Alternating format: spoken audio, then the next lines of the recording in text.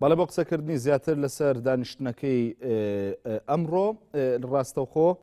لە بەغدادەوە موسەنامین سەرۆکی فراکسیۆنی یەکگرتووی ئیسلامی لە پەرلەمانی عێراق لەگەڵمان دەبێت.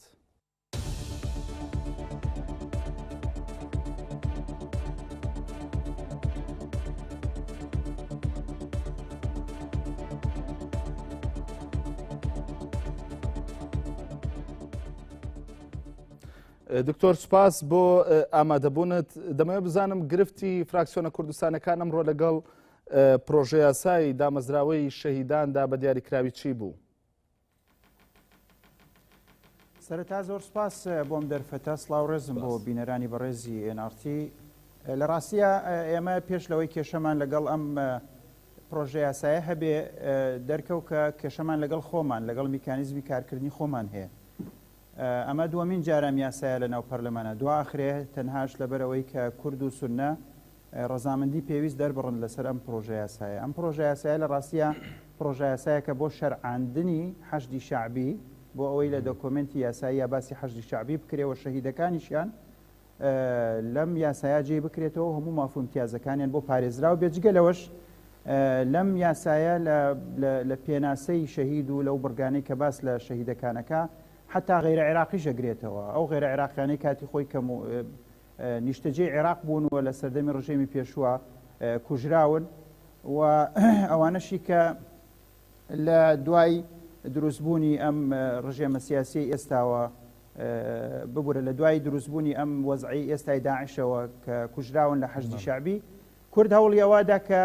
هەر شەهیدێک هەبێ لە پێشمەرگە و لە ئەو کەسانی تریش کە خۆبەخش لەگەڵ پێشمەرگە کارەکەن ئەگەر شەهید بوون امتیاز و مافیان لەناو ئەم پرۆژە یاسایە جێ بکرێتەوە. ئێمە تەسەورێکی هەڵەمان پێگەیەنرا بوو لەلایەن وەزارەتی شەهیدان و ئەنفال کراوەکانی کوردستانەوە. ئەو تەسەورەوا بوو کە پێویست ناکات پێشمەرگە لەناو ئەم پرۆژە یاسایە هەبن چونکە کوردستان خۆی دامەزراوەیەکی تایبەت و وەزارەتێکی تایبەتی هەیە بۆ ئەمە. بەڵام بە دڵنیاییەوە ئەم پرسە هیچ پەیوەندێکی بەوەوە نییە چونکە ئێمە ئەبێ بڵێن وەزارەتی تەندروستیشمان نایەت چکە لە بەغا وەزارەتی تەندروستی هەیە. بوونی وەزارەتی بازرگانی لە هەرێم و وەزارەتی بازرگانی لە بەغدا هیچ متەناقض نین لەگەڵ یەکتری. ئەوەی ئێمە بەلامانەوە گرنگ بووە دوایش لای هەموو فراکسیۆنە کوردستانەکان ئەم تەسەورە ڕوون بوویەوە. لە ڕۆژی یەکەم کە یەکەمین جار بەڕاستی من تەرحم کرد لە ناو پەرلەمان ئەوەی کە پێویستە پێشمەرگە لە ناو ئەم پرۆژە یاسایە هەبێ. یەکێک لە بەڕێزانی فراکسیۆنە کوردستانەکان وەڵامی دایەوە و بە ناوی هەموو کوردستانیشکانی شۆوتی کە پێویست ناکات لە پرۆژە یاساکە باسی پێشمەرگە بێ. ئێمە خۆمان وەزارەتی پێشمەرگە و شەهیدان و ئەنفال کراوانمان هەیە. دواتر بدەرکەوت کە ئەو بۆچوونە زۆر بە نازجی گەڵاڵە نەکراوە و کە گفتوگۆمان کرد هەموو فراکسیۆنەکان هاتینە سەرەوەی کە بەڵێ پێویستە پێشمەرگە و لەم دۆکۆمنتە یاساییە باسی بکرێەوە ئەو پێشمەرگانەی کە وەزارەتی شەهیدان و ئەنفال کراوانی کوردستان مافهوم امتیازاتەکانیان دابین نەکردوون یا ناتوانن بیکەن با ئەرکیان بخرێتە سەر حکوومەتی بەغدا و بە تایبەتیش لەو ناوچانەی کە جێناکۆک و مادەی سەوچلیان گرێتەوە و لە ڕووی یاساییەوە بە تەواوەتی سەربارێمی کوردستان نین. بۆنی پێشمەرگە لێرە ئیزافەیەکە بۆ سەنابم بۆرە ئەوەم بۆ یەکلانە بوانە ینی وتت لەگەڵ وەزارەتی شەهیدان و ئەنفالکراوانی هەرێمی کوردستانە ئێوە و گرفتەتان بۆ دروست بووە. گرفتەکە چۆن دروست بووە ساسەن؟ ینی ئەوان داوایان لێکردن کە پێویست ناکات لەو پرۆژە یاسایەدا ناوی پێشمەرگە هەبێ لەبەرەوەی ئەمان بۆ خۆیان امتیازیان دەدەنێ یاخۆت ئەوەی کە بۆ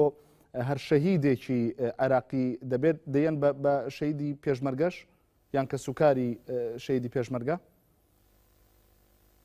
ئەو تەسەورەی کە ئەو بەڕێزانەمان کە لە لیژنەی شەهیدان ئەندامن ئەو بەڕێزانە لەگەڵ کوردستان زەحمەتیان کێشا بوو قسەیان کرد بوو هاتوو بوون چوو بوون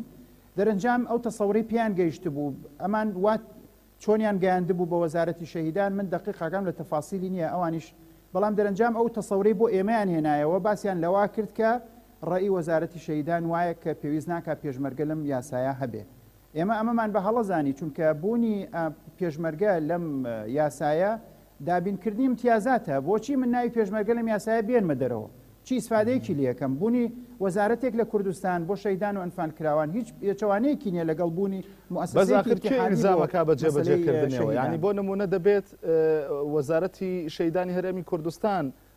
ئەوەی یاخود ئەوەی کە لە پرۆژە یاساکە دادێت لە یاساکە دادێ ئیلزامیەکات بۆ ئەوەی هەستێ بە جێبەجێکردنی نەخێر ئەم پرۆژه یاسایە ئەگەر جێگە بگرێ بێگومان استحقاقاتی پێشمەرگە لەم یاسایە جێ ئەبێتەوە دوای ئێمە توانین لە داهاتوای استحقاقاتی پێشمەرگە بە شێوازی اتحادی داوا بکەین ئەمما کێ ڕاستەوخۆ ئەم امتیازاتیان پێدا ئەکرێ لە کوردستان و لە چوارچێوەی هەرێمە وەزارەتی شەهیدان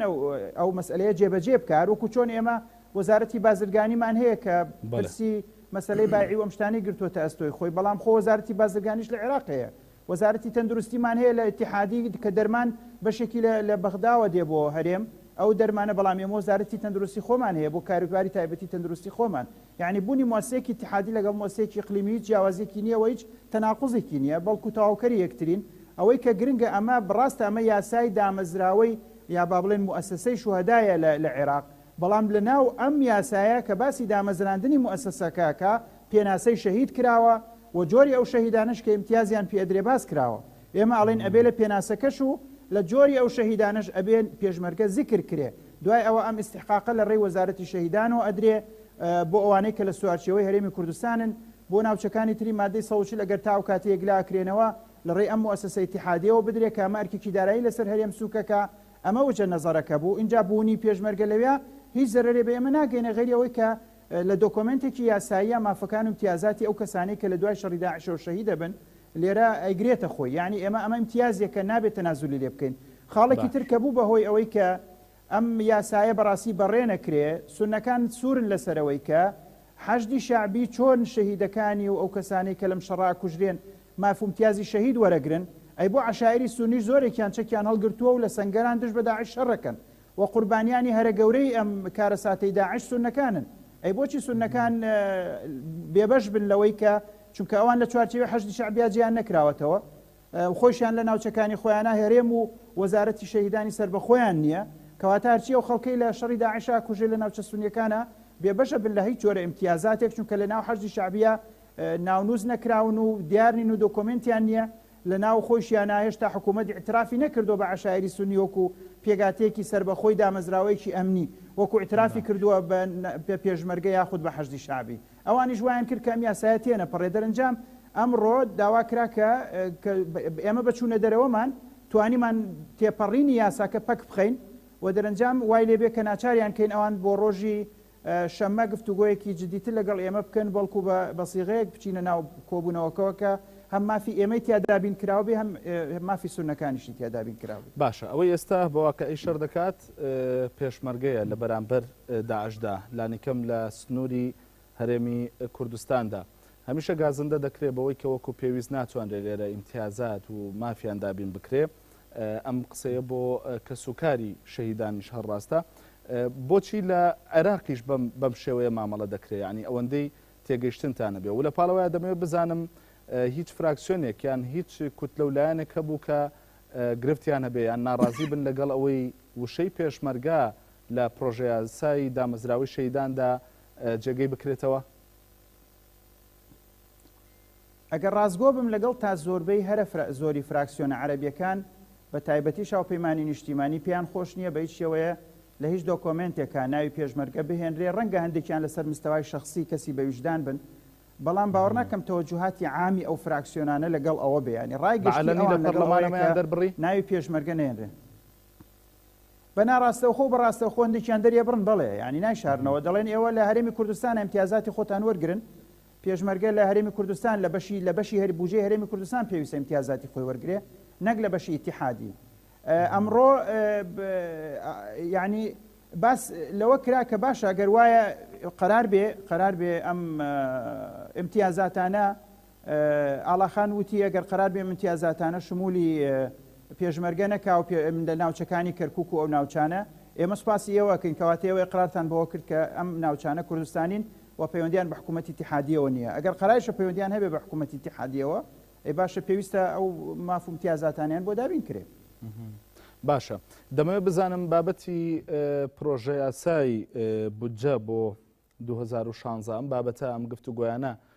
بە کۆ گەیشتون تاوەکو ئێستا و حەق یاخود امتیازاتی پێشمەرگە جێی کراوەتەوە دەنێردرێت چونکە دەنگۆیەکی لەو جۆرە هەبوو بەوەی کە بەغدا ئامادەی نیشانداوە بەوەی حەق و امتیازاتی پێشمەرگە بەجیا بنێرێت جیا لە بەشە بودجەی هەرێمی کوردستان بە دڵنیاییەوە ئەو بودجەی کە تەرخان کرابوو بۆ پێشمەرگە لە پرۆژه یاسای 2015 کە بەشێک لە بودجەی هێزە زەمینیەکانی عێراق بە ڕێژەی دانیشتوان واتە بە نزیکەی لە 11 بۆ 12 بدرێ بە پێشمەرگە.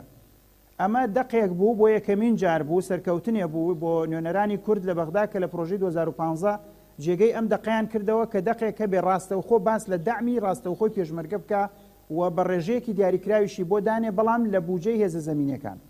شتێک لە ناو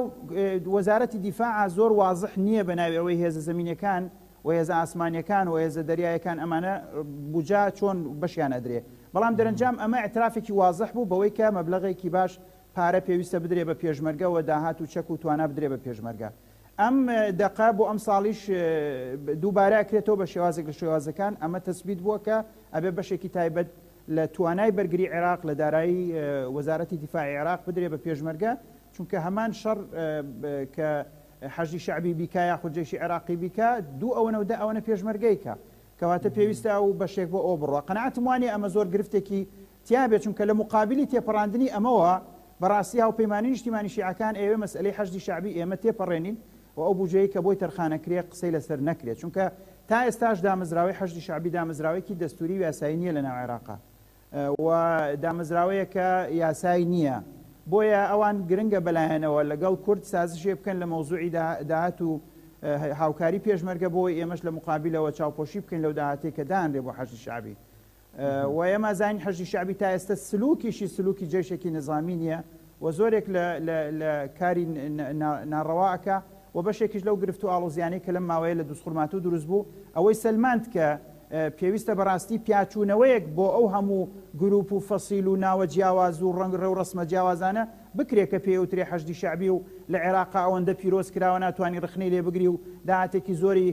بودجێ عێراقیشی بۆ تەرخانەکرێ لە کاتێکی شاکە ئەبێ هەموو عێراقێک دەستی لەسەر دڵی بێ کە بزانێت چەندێک ئەم حەشدی شعبێ لە ئایندا ئێستا کە بۆ داعش باشە یعنی بۆ دژایەتی داعش مەبەستم ئەی لە ئایندا چەندێک مەترسی لەسەر داهاتوی عێراق دروستەکە کە ئەمە نەبێتە ئەم گروپانەی لە ڕێگای حەشدی شعبیەوە چەکدار کراونەتەوە جارێکی تر و پێشتر زۆربیان میلیشیا بوون. ئێستا ئەمانە مەترسیە لەسەر ئایندەی عێراق دروستەکەن. بەڵێ دکتۆر بە دەرفەتی دەزانم ئێوە ئەندامی سەرکردایەتی یەکگرتووی ئیسلامی کوردستانیشن پەیوەست بە ناوخۆی هەرێمی کوردستان لە ئێستادا هەوڵەکەیە لە لایەنەکەتی نیشتیمانی کوردستانەوە بە بینینی لایەنەکان وەکو جۆرێک لە نێوەنگیری یاخۆت نیشاندانی پێشنیاز بۆ چارەسەر. یەکشەمەی داهاتوو یەکێتی نیشتیمانی کوردستان سەردانی پارتی دیموکراتی کوردستان دەکات و ئەم سەردانەی کە دەچێتە لای پارتی دیموکراتی کوردستان حتمما بۆ لای لایەنەکانی دیکەشە بۆ بە یەکگرتوو بە گۆڕان بە کۆمەڵی ئیسلامیشەوە. دەمەوێت بزانم پێتان وایە ئەمە دەواازەیەک بێ بۆ چارەسەر و بەگەیشتن بە تێپەڕاندنی تەنگەژەی سیاسی ئێستای هەرێمی کوردستان؟